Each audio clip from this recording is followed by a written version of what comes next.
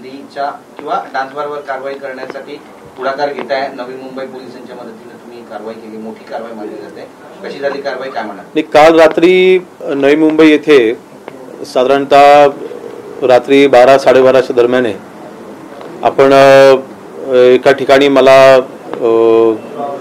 Dance bar चालू आहे अशी माहिती मिळाल्याच्या नंतर तिथे आपण रेड केली पोलिसांच्या मार्फत.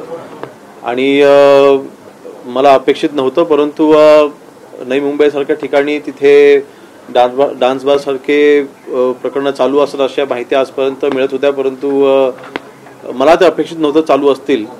परंतु काल रात्री रेड केल्याच्या नंतर ती बाब लक्षात आली की अनधिकृतरित्या डान्स बार तिथे चालू होता. आणि जवळपास ह्या रेडमध्ये 40 तिथे महिला तिथे आढळलेल्या आहेत. आणि आमच्या माहितीनुसार त्या पर्टिक्युलर हॉटेलच्या मालकाकडे ऑर्केस्ट्राचीही परवानगी नाही, तिथे फक्त आमची परवानगी आहे. आणि अशा पद्धतीने कुठल्याही बेसिक परवानगी नसताना देखील अनधिकृतरित्या तिथे डान्स बार तिथे चालवणं महिलांच्या बाबतीमध्ये विशेषतः आपल्या सर्वांना कल्पना आहे. आमच्या सरकारने विशेषतः महाराष्ट्र राज्याचे मुख्यमंत्री देवेंद्र फडणवीस साहेब असतील, उपमुख्यमंत्री आमचे एकनाथ शिंदे साहेब असतील, दोघांनीही कठोर भूमिका स्वीकारलेली आहे की महिलांच्या वरती कुठल्याही पद्धतीचा अत्याचार आम्ही सहन करणार नाही. माननीय अजितदादांची देखील हगवणे प्रकरणामध्ये आपण भूमिका जर का पाहिली तर तीच होती, महिलांच्या संरक्षणाकरिता आमचं सरकार आहे. अशा वेळेस 40 महिला ज्या वेळेला तिथे आढळल्या त्यावेळेस रात्री जवळपास 1-1:30 वाजता मी माझ्या ज्या अधिकाऱ्यांच्या मार्फत मी तिथे कारवाई केली त्या अधिकाऱ्यांना मी स्वतः संपर्क करून ह्या सर्व प्रकरणामध्ये जे कोणी दोषी असतील त्यांच्यावरती कडक कारवाईचे निर्देश मी काल रात्री 1:30 वाजता दिले. आणि ह्या रेडमध्ये ज्या महिला तिथे आढळलेल्या आहेत त्या कुठून आलेल्या आहेत, बॅकग्राऊंड काय आहे, जेव्हा तिथे आमची जी काही ज्या टीमच्या मार्फत आम्ही तिथे रेड केली आणि ही मला गुप्त यंत्रणेकडनं मला माहिती मिळालेली होती आणि त्या माझ्या सोर्सच्या माध्यमातून जेव्हा मी ही तिथे रेड केली, माझ्या काही लोकांना मी बार चालू असताना मी तिथे अर्धा एक तास तिथे थांबवलं होतं. ते आतमध्ये स्वतः बसून होते, त्याला तिथे अतिशय घाणेरडे अश्लील चाळे देखील तिथे चालू होते. आणि मला वाटतं ह्या कारवाईच्या नंतर तरी त्या भागामध्ये तरी आता भविष्यामध्ये अशा गोष्टी होणार नाहीत. परंतु संपूर्ण महाराष्ट्रामध्ये आज डान्स बार म्हणजे ऑर्केस्ट्राच्या नावाखाली डान्स बार चालवणं किंवा सांस्कृतिक कला केंद्रांच्या नावाखाली तिथे डान्स बार चालवणं, अश्लील चाळे तिथे करणं, महिलांना विशेषतः याच्यामध्ये विविध पद्धतीचा दबाव टाकून त्यांचा त्याच्यामध्ये उपयोग करून घेणं, हे जे प्रकरणं आहेत ह्यापुढे महाराष्ट्रामध्ये खपू घेतली जाणार नाहीत. माननीय मुख्यमंत्री महोदयांच्या नेतृत्वाखाली गृहविभाग काम करत असताना नक्कीच ह्या कारवाया भविष्यामध्ये देखील अशा चालू राहतील.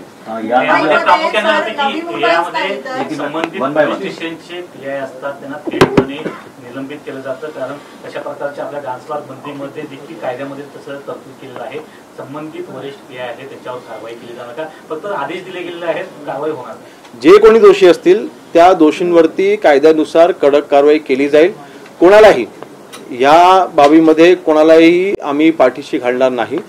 ज्या वेळेला कैलासवासी आर बाबा यांनी डान्स बारवरती बंदी आणली, ज्यावेळेला तो कायदा महाराष्ट्रामध्ये लागू झाला त्यावेळेस 2 उद्देश समोर होते. आपली पुढची पिढी ही वाया जात होती, बारमध्ये जाऊन लाखोचे पैशाची उधळण करणं, घरामध्ये खायला पैसा नसायचा परंतु बारमध्ये जाऊन तिथे पैशाची उधळण करणं, ही एक गोष्ट आपल्याला थांबवायची होती. दुसरं, महिलांच्या वरती जे अत्याचार होत होते त्या बाबतीत देखील कठोर भूमिका त्यावेळेस कैलासवासी आराराबांनी घेऊन हा निर्णय घेतला होता. तर मला वाटतं अतिशय संवेदनशील हा विषय असताना अशा वेळेस कुठल्याही अधिकाऱ्यांना पाठीशी घातलं जाणार नाही. जे कोण दोषी असतील त्यांच्यावरती कडक कारवाई केली जाईल. साहेब, या कारवाईनंतर तुमचा जो संवेदनशीलपणा आहे तो उघड झालाय, तो समोर आलाय जगासमोर, आणि भविष्यातही असा संवेदनशीलपणा तुम्ही दाखवणार आहात? बघा, योगायोग आहे ज्या वेळेला रामदास भाई म्हणजे माझे वडील 96 साली जेव्हा गृहराज्यमंत्री होते त्यांनी त्यावेळेस केलेल्या कारवाया, त्यांच्या ज्या कहाण्या होत्या त्या आजही आम्हाला सांगत असतात आणि त्यांच्याकडून आम्ही शिकवण घेतलेली आहे. आणि म्हणून मला वाटतं ती शिकवण आजही मी लागू करतोय. आज महाराष्ट्रामध्ये गृहराज्यमंत्री म्हणून माननीय मुख्यमंत्री महोदयांनी माननीय एकनाथ शिंदे साहेबांनी जी माझ्यावरती जबाबदारी दिलेली आहे, ही जबाबदारी पार पाडत असताना संवेदनशीलता ही आपल्याला कामामध्ये दिसलीच पाहिजे आणि तितकाच कठोरपणा देखील असला पाहिजे. कारवाई करत असताना कुठेही चुकीच्या गोष्टीला पाठीशी न घालणं आणि ज्या चुकीच्या गोष्टी महाराष्ट्रामध्ये घडत आहेत त्या थांबवणं ही जबाबदारी आमच्या आणि आम्ही पार पाडण्याचा प्रयत्न करतोय. नवी मुंबई किंवा मुंबई परिसरामध्ये असे अनधिकृत बार म्हणा किंवा इतर गोष्टी म्हणा फार मोठ्या प्रमाणात चालत आहेत, ज्या तुम्ही लक्षात आणून दिल्यात. याच्यानंतर राज्य उत्पादन शुल्काच्या अधिकाऱ्यांवरती कारवाई होईल का? नाही, राज्य उत्पादन शुल्काचा विषय हा अनधिकृत जे काही दारू व्यवसाय असतो त्यापुरतं सीमित आहे. परंतु ज्या वेळेस असे अनधिकृत बार जेव्हा चालतात तेव्हा तिथे डान्स बार जेव्हा चालतात तेव्हा घडत असलेले प्रकार हे अर्थातच महाराष्ट्राच्या संस्कृतीला धरून नाहीत. म्हणून ती गोष्ट लक्षात घेता महाराष्ट्रामध्ये अशा पद्धतीचे बार, डान्स बार ह्या माध्यमातून जे काही प्रकार घडत आहेत ते अशाच पद्धतीने कारवाई करून आम्ही थांबवणार. डान्स बार सारखे ज्या प्रकार समोर येतात त्या स्थानिक पोलिसांवरती थेट कारवाई केली जाते, कुठेही चौकशीची वाढ बघितली जात नाही. तर या प्रकरणामध्ये स्थानिक पोलिसांची कारवाई मी सांगितलं की बघा जवळपास नाही, याच्यामध्ये आपण रात्री 12:30 वाजता आमची टीम तिथे पोहोचली होती. जवळपास 1:30च्या दरम्याने तिथे पोलीस अधिकाऱ्यांना आम्ही तिथे बोलावून घेतलं. त्यानंतर सकाळी 7 वाजेपर्यंत ही तिथे कारवाई चालली होती. म्हणजे तिथे FIR करणं, FIR मध्ये तिथे व्यवस्थित केलं जातो की नाही याच्यावरती देखील आम्ही लक्ष ठेवून होतो. ते केलं गेलेलं आहे. तिथल्या संबंधित अधिकाऱ्यांशी सकाळी देखील बोललेलो आहे. आणि बघा, याच्यामध्ये कोणालाही पाठीशी घातलं जाणार नाही. जे अधिकारी दोषी आहेत त्यांच्यावरती कारवाई केली जाईल. नवी मुंबईसह मुंबईमध्ये पण अद्यापही असेच डान्स बार सुरू आहेत, मात्र त्यावरती कशा पद्धतीने आपण कारवाई करणार? ज्या ठिकाणी फक्त नवी मुंबई किंवा मुंबई पुरता हा प्रश्न कदाचित नाही, परंतु महाराष्ट्रामध्ये ज्या ज्या ठिकाणी मागील काही दिवसांपूर्वी आपल्याला कल्पना आहे की बीड, जालना त्या ठिकाणी देखील सांस्कृतिक कला केंद्राच्या नावाखाली अशाच प्रकार तिथे घडत होते, ते देखील आपण थांबवले. अशा ज्या ज्या ठिकाणी अशा पद्धतीचे अनधिकृत डान्स बार जिथे चालत असतील त्या ठिकाणी कारवाई करण्याचे निर्देश आम्ही दिलेले आहेत. आणि या बाबतीमध्ये आमचं सरकार हे संवेदनशीलरित्या काम करतंय. विशेषतः ह्याच्यामध्ये ज्या महिलांना गुंतवलं जातंय त्या महिलांना देखील वाचवण्याचं काम ही आमची जबाबदारी असताना तिथे कुठलाही हलगर्जीपणा होणार नाही ही आम्ही ह्याच्या खात्री घेतोय. महिला ज्या आहेत त्या आणल्या जातात आपल्या इथे आणि त्यानंतर अशा पद्धतीच्या ह्या घटना घडल्या जातात किंवा मग डान्स बार मध्ये असेल त्यांना त्या ठिकाणी ह्या सगळ्या कामासाठी घेऊन गेलं जातं. तर अशा ठिकाणी आपण कशा पद्धतीने कारवाई करणार आहे किंवा कसं लक्ष ठेवणार आहे? नाही, कालच्या देखील कारवाईमध्ये ज्या 40 महिला आढळलेल्या आहेत त्यांचं संपूर्ण बॅकग्राऊंड, त्या कुठून आलेल्या आहेत, त्यांचं ओळखपत्र काय आहे, ही सगळी माहिती मी माझ्यापर्यंत मागवलेली आहे. आणि ह्या कारवाई करत असताना आपण म्हणतात योग्य आहे की काही काही वेळेला पश्चिम बंगालमध्ये देखील महिलांना आणलं जातं किंवा अन्य ठिकाणांना इथे आणलं जातं आणि या व्यवसायामध्ये गुंतवलं जातं. तर ते थांबवण्याकरता देखील मला वाटतं माननीय मुख्यमंत्री महोदयांनी या बाबतीमध्ये ऑलरेडी कडक भूमिका घेतलेली आहे. माननीय एकनाथ शिंदे साहेब मुख्यमंत्री असताना त्यांनी देखील त्यावेळेस स्पष्ट निर्देश महाराष्ट्र पोलिसला त्यावेळेस दिले होते आणि आजही ते निर्देश कायम आहेत की अशा महिलांवरती कुठेही अत्याचार होणार नाही आणि अशा महिलांच्या बाबतीमध्ये सगळी योग्य ती माहिती ही पोलिसांकडे असली पाहिजे आणि त्यांनी त्याच्यानुसार कारवाई केली पाहिजे. यामध्ये पोलिसांच्या संरक्षणाशिवाय असे कृत्य होणार नाही एकंदरीत या प्रकरणात असं दिसतंय किंवा त्या परिसरात पण असं एकंदरीत आढळून आलंय. पोलिसांना हप्तेबाजी पण या प्रकरणामध्ये दिली जाते किंवा ते संरक्षण त्या कवच असतं. तुम्ही त्यांच्यावरती थेट कारवाई का करत नाही? ते मी मगाशीच सांगितलं ना, थेट कारवाई करणं टाळण्याचा काही प्रश्नच उद्भवत नाही. शेवटी जेव्हा आम्ही कारवाई केलेली असताना ती पूर्णत्वास 100% आम्ही नेणार. ती कुठे मध्ये थांबणार नाही, कुठेही सेटलमेंट होणार नाही, ह्याच्यामध्ये कुठल्याही प्रकारचं हलगर्जीपणा होणार नाही. जी काही कारवाई केलेली आहे तो स्पष्ट संदेश आहे. महाराष्ट्रामधल्या प्रत्येक चालणाऱ्या अनधिकृत गोष्टींवरती माननीय मुख्यमंत्री महोदय असतील, माननीय एकनाथ शिंदे साहेब असतील, मी स्वतः गृहराज्यमंत्री म्हणून असेल, आमच्या सर्वांचं त्याच्यावरती बारीक लक्ष आहे आणि कुठल्याही दोषीला आम्ही पाठीशी घालणार नाही. अशा प्रकारच्या कारवाया ज्या आहेत त्या केवळ देखील आतापर्यंत देखील होत आल्या. पोलीस देखील अशा प्रकारच्या कारवाई करतात, परंतु 2-3 दिवसामध्ये हप्ते वाढवून मिळाल्यानंतर अशा प्रकारचे जे डान्स बार आहेत ते कायम परत पुन्हा सुरू होतात. सदरची जी कारवाई आहे त्यामुळे तुम्ही वारंवार अशा प्रकारच्या ज्या ठिकाणी जाणार आहात. काल रात्री केलेली कारवाई ही माझ्या सोर्सेसच्या माध्यमातून जी माझ्याकडे इन्फॉर्मेशन आली त्यानुसार मी केलेली ही कारवाई आहे. आणि ह्या कारवाई मी काही थांबवणार नाही आहे. माझे सोर्सेस जे काही राज्यामध्ये आम्ही जे काही ॲक्टिव्ह करायचे आहेत ते आम्ही ॲक्टिव्ह केलेले आहेतच आणि त्यानुसार आम्ही ही कारवाई करत राहणार. याच्यामध्ये अर्थातच संपूर्णपणे दोषी तुम्ही पोलीस विभागाला ठरवून चालणार नाही. पोलीस विभागाच्या मार्फत देखील अनेक कारवाया ह्या महाराष्ट्रामध्ये होत आहेत. आजही अनेक ठिकाणी आपण धाडी करत आहोत आणि त्या सर्व संपूर्ण कारवाया आपण पूर्णत्वास नेत आहोत. त्यामुळे एकतर्फी दोषी ठरवणं पोलिसांना हे योग्य नाही. परंतु महाराष्ट्रामध्ये कालच्या कारवाईनंतर एकच संदेश आम्ही देऊ इच्छितोय की अनधिकृतरित्या चालणाऱ्या जे काही डान्स बार आहेत ह्यांनी आता आपलं सर्व जे काय आहे ते गौडबंगला ह्यांनी पॅकअप करावं आणि ह्यांनी गपचूप घरी बसावं, नाहीतर मग तुम्हाला कारवाईच्या समोर जावं लागेल. पोलीस दोषी नसतील तर मग नेमकं कोण दोष आहे? कारण तुम्ही म्हणताय की एकतर्फी पोलिसांना दोषी धरू नये. मी जनरल म्हणतोय आपण विषय हा पर्टिक्युलर मी ह्या कारवाईच्या बाबतीमध्ये म्हटलेला आहे की ती कारवाई ही योग्यरित्या जे कोण दोषी असेल त्याच्यावर कारवाई केली जाईल. मी मागाशी म्हटलं आपण जनरल विषय मांडलात, मी जनरल उत्तर दिलेलं आहे की सगळ्याच ह्या विषयावर ना सगळ्याच पोलिसांना दोष देऊन चालणार नाही. चांगले काम करणारे पोलीस कर्मचारी देखील आहेत.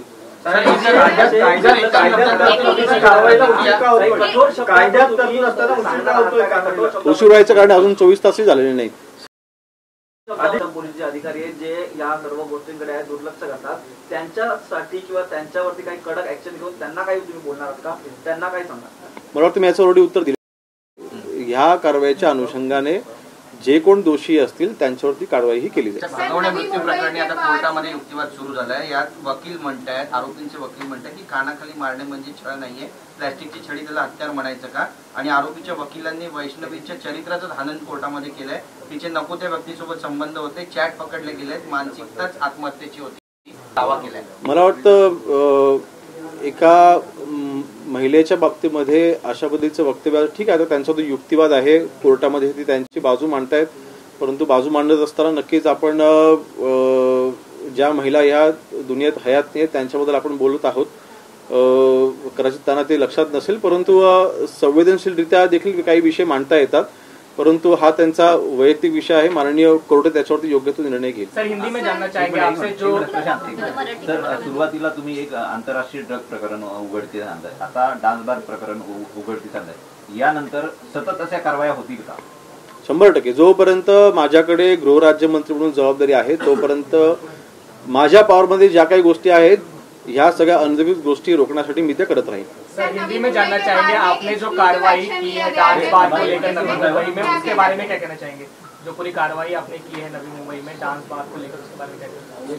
देखिए स्वर्गवासी RR आबाजी जब गृह मंत्री थे तभी उन्होंने डांस बार महाराष्ट्र के बंद करने का या फिर रोकने का उन्होंने कायदा लेके आए थे और उसके पीछे इंटेंशन यही था कि जो भी अगली पीढ़ी है वो बर्बाद हो रही है वो नहीं होनी चाहिए.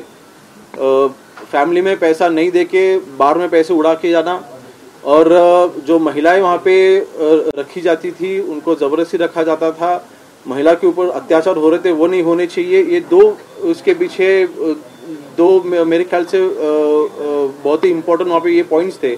और मेरे ख्याल से आज अगर उसी कायदे को अगर हम देखें तो जो भी डांस बार महाराष्ट्र में चालू है या फिर चालू रखने का जो प्रयास कर रहे हैं उनको आज एक स्पष्ट संदेश हमने दिया है, क्लियर मैसेज दिया है कि आप अनधिकृत या फिर अनऑफिशियल जो भी डांस बार आप चला रहे हो आप बंद कीजिए. आपके ऊपर पुलिस के माध्यम से कार्रवाई की जाएगी. हमारे मुख्यमंत्री माननीय देवेंद्र फडणवीस जी हो, माननीय उप मुख्यमंत्री एकनाथ शिंदे जी हो या फिर अजीत दादा हो, हमारी सरकार इस तरीके के डांस बार को या फिर अनऑफिशियल जो भी चीज़ें हैं उनको सहन नहीं करेगी. आपके ऊपर कड़क कार्रवाई की जाएगी. इसी माध्यम से कल रात को लगभग 12:30 बजे जो मेरे पास इंफॉर्मेशन आई थी उस इंफॉर्मेशन के आधार पर हमने नई मुंबई में एक बार पे हमने रेड की है. उस रेड में लगभग 40 महिलाएं 40 महिलाएं हमें वहाँ पे मिली है. उनका बैकग्राउंड चेक करना अभी चालू है, वो कहाँ से आई थी, उनको क्या था और कार्रवाई करते वक्त वहाँ पे जो भी असली चीज़ें चल रही थी वो रोकने का काम हमने किया है. और भविष्य में भी ऐसी कार्रवाई चालू रहेगी और महाराष्ट्र में डांस बार बंद होने की जो मुहिम है वैसी चालू रहेगी. ऐसे पूरे रैकेट में जो है पुलिस भी कहीं ना कहीं इन्वॉल्व होती है, तो पुलिस वालों को भी कुछ कार्रवाई किया गया था. क्या अब और ऐसा कोई अमेंडमेंट होगा, क्योंकि फिर से ये लोग सुप्रीम कोर्ट चले जाते हैं and then they will come back?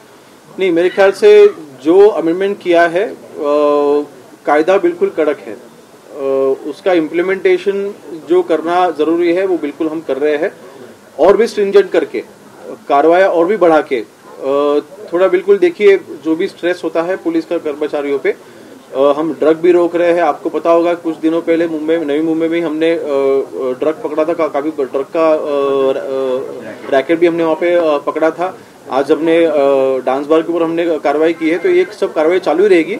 जो भी कायदा है उसका इम्प्लीमेंटेशन ठीक से होने के लिए ही शासन होता है और प्रशासन के माध्यम से कार्रवाई होती है, तो मेरे ख्याल से वहाँ पे हम ज्यादा ध्यान देंगे। लेकिन पुलिस ऑफिसर्स पे भी कहीं ना कहीं कार्रवाई होगी जो इन सब रैकेट्स में जो है इन्वॉल्व होते हैं। देखिए, कायदे के अनुसार जो भी हमने कार्रवाई की है, कायदा में जो भी वहाँ पे तरतूद है उसके अनुसार कार्रवाई, पुलिस अगर ऑफिसर्स भी अगर इन्वॉल्व होंगे तो उनके ऊपर भी कार्रवाई की जाएगी। क्या आपके पास कोई ऐसी जानकारी इस वक्त अवेलेबल है जो आप बता सकते हैं कितने इलीगल चल रहे हैं और कितने इलीगल अभी भी जारी है? दूसरा, कौन जिम्मेदार होगा इसको अगर इलीगल किसी के भी एरिया में पुलिस स्टेशन की जुरिडिक्शन में चालू है तो आप किसको जिम्मेदार कराएंगे? मेरे ख्याल से कायदे में ही है ये चीज है कि देखिए, अगर जिस पुलिस स्टेशन के अंडर अगर डांस बार चालू है तो बिल्कुल देखिए इन्फॉर्मेशन तो हमारे थ्रू ही आई थी, लेकिन लोकल पुलिस स्टेशन के माध्यम से वहाँ पे ध्यान क्यों नहीं दिया गया, वहाँ पे कार्रवाई क्यों नहीं की गई थी या फिर उनका ध्यान क्यों नहीं था, ये इंक्वायरी तो होगी ही, और इंक्वायरी के एंड में जो भी यहाँ इस पे दोषी होगा उनके ऊपर बिल्कुल कार्रवाई करेंगे। और इलीगल लीगल और परमिशन लेके वहाँ पे इलीगल तरीके से जो डांस बार चलाते हैं, बिल्कुल उनके ऊपर हमारा ध्यान है। वो आंकड़ा अभी मेरे पास नहीं, लेकिन मैं बिल्कुल आपको दे दूंगा। लेकिन देखिए, कार्रवाई करते वक्त परमिशन, कल जो हमने कार्रवाई की थी उन्होंने तो परमिशन ही नहीं ली थी किसी चीज की, ऑर्केस्ट्रा की भी परमिशन नहीं थी, तो वहाँ ऐसे तो हम लोग ये सब चीजें टॉलरेंस हम करेंगे ही नहीं। और जो भी परमिशन लेके इलीगली जो भी काम कर रहे हैं उनको भी उनकी उतनी ही कड़क कार्रवाई हम करेंगे। खुद मुख्यमंत्री ने एक मामले में जो उन्होंने जवाब दिया था खासकर लाउडस्पीकर के मामले में, तो जिम्मेदारी तय की थी नहीं, वो पर्टिकुलर वो मेरे ख्याल हाउस में ही वो जवाब दिया था, मुझे याद है। जो भी इलीगल स्पीकर जहाँ पे लगाते हैं उनके ऊपर वो लोकल पीआई के ऊपर वो जिम्मेदारी दी गई थी। मेरे ख्याल से कायदे में ऑलरेडी ये इम्प्लीमेंटेशन किया गया, फिर वो तरतूद है। तो जो भी लोकल वहाँ पे पुलिस स्टेशन में, अभी एग्जैक्टली मुझे पता नहीं, लेकिन लोकल पुलिस स्टेशन के ऊपर जिस ऑफिसर के ऊपर ये जिम्मेदारी है उनके ऊपर बिल्कुल, अगर वो दोषी है तो उनके ऊपर कार्रवाई की जाएगी। लेकिन सर, क्या इसके लिए कोई स्पेसिफिक टीम बनाई जाएंगी ऐसे बात में स्पेशली? नहीं, देखिए ऑलरेडी जहाँ पे पुलिस स्टेशन है they already have a team, crime की तो ये जिम्मेदारी है, तो स्पेशल टीम की जरूरत नहीं है। जो भी हमारी टीम है ऑलरेडी काम कर रही है। सर, नीतीश राणे ने ऐसा सवाल उठाया कि जो मछुआरे हैं उन पर हाथ उठाया जा रहा है बांग्लादेशियों द्वारा, रोहिंग्या द्वारा, तो उन पर कार्रवाई की जाए, वो मांग कर रहे हैं। नहीं, उस बारे में मुझे आइडिया नहीं है, लेकिन बिल्कुल इन्फॉर्मेशन लेके मैं नीतीश राणे जी से मैं खुद बात करूंगा और जो भी कारवाई करने की जरूरत है वो हम बिल्कुल करेंगे। मुंबई ट्रॅफिक पोलिसांनी एक ट्विट केलेलं आहे ज्यामध्ये त्यांनी म्हटलेलं आहे की संत गतीवर जी वाहतूक होते त्याला मुंबईतले खड्डे जबाबदार आहेत। नाही, मला याबद्दल कुठली माहिती नाही आहे, परंतु मुंबईचं ट्रॅफिकच्या बाबतीमध्ये नक्कीच आपण अनेक सोल्युशन आपण काढलेले आहेत। आपण जर का वेस्टर्न एक्सप्रेस हायवे जरी आपण पाहिला, मी स्वतः वेस्टर्न एक्सप्रेस हायवेने रोज प्रवास करतोय, त्यामुळे खड्डे हे कारण आहे ह्याचं वरती माझा तरी तितका विश्वास बसणार नाही। कारण माननीय एकनाथ शिंदे साहेबांनी ज्यावेळेस मुंबईमधले रस्ते हे कॉन्क्रिटीकरण करायचा निर्णय घेतला, त्याचा मागचा उद्देशच हा होता की एका रस्त्यावरती खड्डे बुजवण्याकरता वर्षातनं 2-2, 3-3 वेळा कामं करायची आणि ते पैसे काढून घ्यायचे। त्यापेक्षा एकदा रस्ता जर आपण कॉन्क्रिटीकरण ते 15 वर्ष त्या रस्ता पडणार नाही। आणि म्हणून मला वाटतं ह्याच गोष्टीवर ना माननीय एकनाथ शिंदे साहेबांनी निर्णय घेतलेला हा योग्य होता। धन्यवाद। महायुतीच्या नेत्यांच्या मुलांवरती आरोप केलेले आहेत, एकंदरच पाहता ज्या काही प्रॉपर्टीज किंवा ज्या संजय शिरसाट यांनी आपल्या मुलासाठी कमी किमतीमध्ये संभाजीनगर मधलं हॉटेल खरेदी केल्याचा आरोप केलेला आहे। बघा, मला वाटतं संजय शिरसाटजी या बाबतीमध्ये उत्तर द्यायला सक्षम आहेत आणि संजय राऊत यांच्या टीका टिप्पणीवरती लक्ष देण्याकरता आम्ही इतके काही मोकळे देखील नाही। आमच्याकडे जे काही जबाबदारी आहे ती जबाबदारी पार पडत असताना आम्हाला महाराष्ट्राची सेवा करायची, संजय राऊतांना प्रश्न उत्तर द्यायचा आमच्याकडे वेळ नाही। थँक्यू।